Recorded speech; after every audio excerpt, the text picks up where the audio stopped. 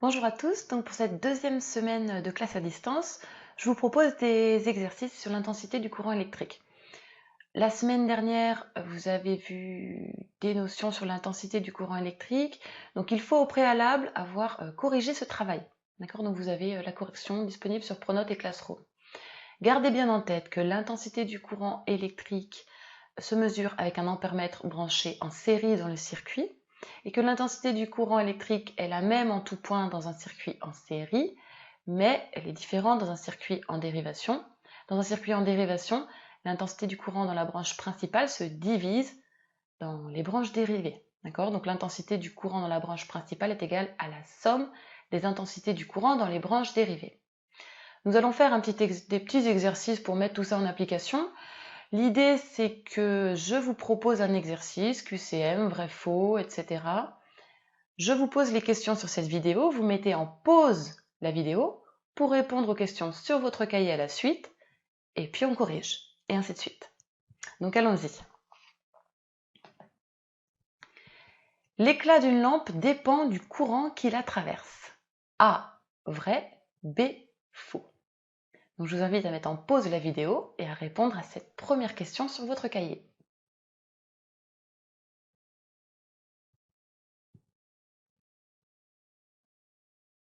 C'est bon? Tout le monde a répondu? Donc, l'éclat d'une lampe dépend du courant qui la traverse. Effectivement, c'est vrai. Plus l'intensité du courant est élevée, plus la lampe brillera fort. C'est correct. Passons à la question suivante.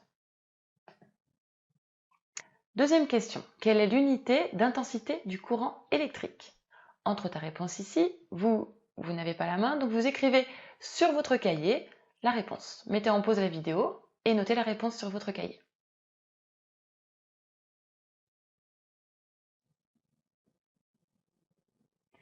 C'est bon, tout le monde a noté? Donc, entrons la réponse que j'espère vous avez trouvée. Il s'agit de l'ampère. On valide. C'est bien. Continuons. Exercice 3. Toutes les lampes sont identiques. Donc vous voyez, on en repère plusieurs sur le circuit électrique. 1, 2, 3, 4, 5, 6. Elles sont toutes identiques. Sélectionne les deux ampèremètres qui afficheront des valeurs identiques. Un ampèremètre ici à 1, à 2, à 3, à 4, à 5, à 6. Donc le courant par convention circule de la borne positive à la borne négative, on l'a indiqué par des petites flèches. Ici il y a un nœud dans le circuit, première dérivation, le courant va se diviser. Une partie du courant va ici, une partie du courant descend entre guillemets. Donc là, à nouveau un nœud dans le circuit, séparation du courant, voilà pour la première boucle, et une autre boucle, donc une partie du courant qui traverse l'ampèremètre 5 à 5, cette lampe, une autre boucle, et enfin dernière boucle, au niveau de ce nœud-là, on a à nouveau une séparation du courant, un ampèremètre qu'on appelle A6, numéro 6, deux lampes montées en série sur cette branche, et voilà.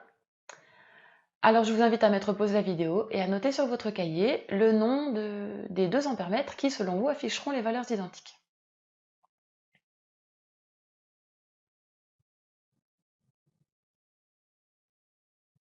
C'est bon, tout le monde a répondu?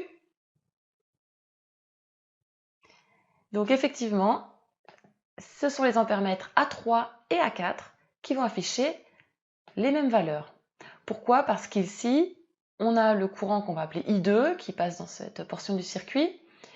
À cet endroit-là, le courant va être divisé rigoureusement en deux. D'accord? La valeur de l'intensité du courant va rigoureusement être divisée en deux ici, puisque les lampes sont identiques. Exercice suivant. Donc nous sommes à l'exercice numéro 4. Dans la copie ci-dessous, l'élève a commis une erreur. En parcourant son travail, tu auras 6 fois la main, mais il n'y a qu'une faute. Clique dessus. Première question. Énoncez la loi des intensités dans un circuit ou une portion de circuit en série. L'élève a écrit « Dans un circuit en série, l'intensité est la même en tout point. » Ici, j'ai peut-être une erreur. À vous de me le dire.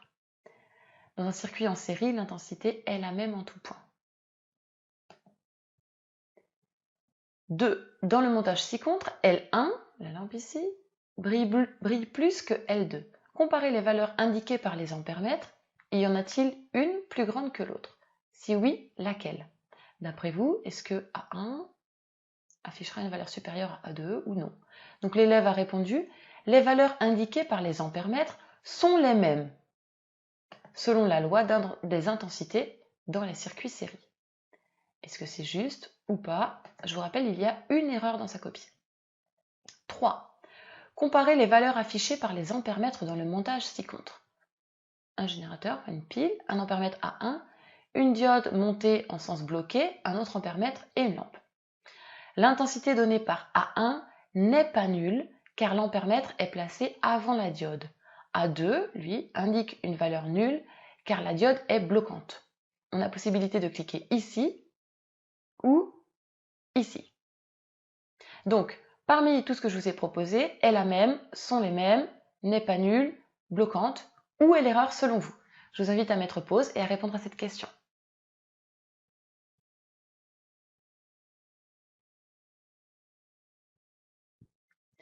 Tout le monde est prêt? Alors, suspense, elle est ici l'erreur. L'intensité donnée par A1 n'est pas nulle car l'ampère-mètre est placé avant la diode. Ici, l'élève a fait une erreur. On a vu l'année dernière qu'une diode branchée en sens bloqué se comporte comme un interrupteur ouvert. Et dans ces cas-là, il n'y a pas de courant nulle part dans le circuit. Même avant, même du côté de la borne plus de la pile, il n'y a pas de courant nulle part. À partir du moment où il y a un interrupteur ouvert ou un isolant dans le circuit ou une diode en sens bloqué, il n'y a pas de courant nulle part. Et enfin, dernier exercice, exercice 5. Retiens bien que dans cet exercice, toutes les ampoules sont identiques, les lampes plutôt on dit. Complète la liste des intensités en faisant glisser les valeurs entourées à leur place. Donc ici, j'ai des propositions de valeurs en ampères ou en milliampères, de circuits et différentes intensités du courant. I1 ici, vous voyez, premier circuit, le courant I1 traverse une première lampe. Ici se divise en deux. Courant dans cette branche-là, on l'appelle I2. Ici, on l'appelle I3. Hop, un nœud dans le circuit ici, et on revient à la borne moins. On cherche I1, on nous donne I2. L'intensité du courant I2, c'est 100 mA. I3, on cherche également. Alors d'après vous, I1, on ne sait pas sa valeur. I2, 100 mA. Rappelez-vous, hein, si les deux lampes sont identiques, là, le courant va rigoureusement se diviser en deux. Et ensuite, deuxième circuit, on a l'intensité du courant I4, ici au niveau de la branche principale. Un nœud dans le circuit, une partie du courant va passer dans cette branche qu'on appelle I5. Et puis, une autre partie du courant va passer dans cette branche-là qu'on appelle I6 et traverser deux lampes en série. On a la valeur de I5, 300 mA. Donc ici, dans cette branche, 300 mA. On cherche l'intensité du courant I4 et l'intensité du courant I6. Je vous rappelle que les valeurs à trouver, elles sont ici. Vous ne pouvez pas utiliser deux fois la même valeur. Vous pouvez aussi procéder par élimination. Donc je vous laisse noter sur votre cahier I1 égale, I3 égale, I4 égale, I6 égale. Vous choisissez la valeur parmi celles qui sont proposées ici. Je vous laisse quelques secondes, mettez en pause la vidéo et puis on corrigera ensuite.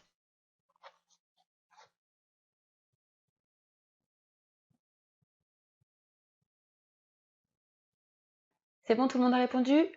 Donc I1,